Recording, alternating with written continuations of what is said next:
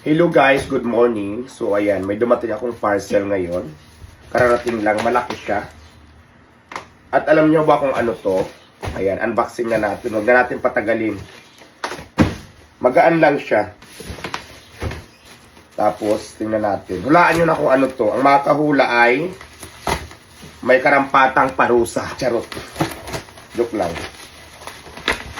Tingnan muna natin kung ano talaga siya. Good ba or hindi? Ayan.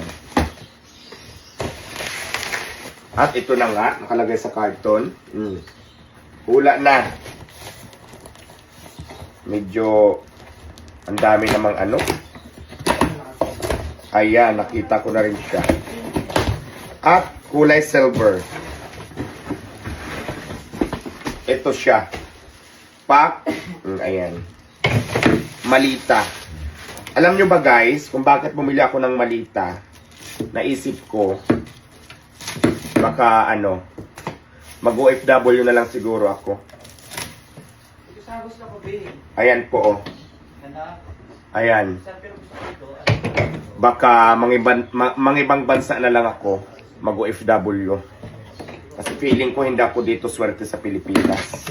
So ayan. So katulad ng iba dyan, na yung ibang bansa, nagbabaka sakali, na umasinso. Dito kasi sa Pilipinas, di ba? Trinay naman natin lahat magsipag. Kaya lang parang hindi tayo yata dito swerte. Di ba? Kaya naisip ko, bumili ng malita at ayusin lahat ng papilis, ng papers na mga kailangan. Baka doon na lang tayo magtrabaho, no? Sa ibang bansa. Mag-OFW na lang tayo.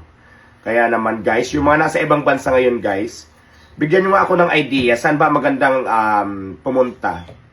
Middle East, Europe, or Asia? So, i-comment nyo na lang dito kung saan ang magandang mag-apply para makapagtrabaho sa ibang bansa. So, ready na. Dalawang malita na. Ito medyo maliit. At mayroon pa akong isa na malaki. Kaya tama na siguro yung dalawang malita.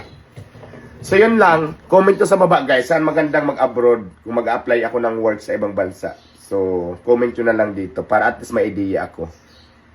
Bye-bye. Please like, follow, and share. Good morning.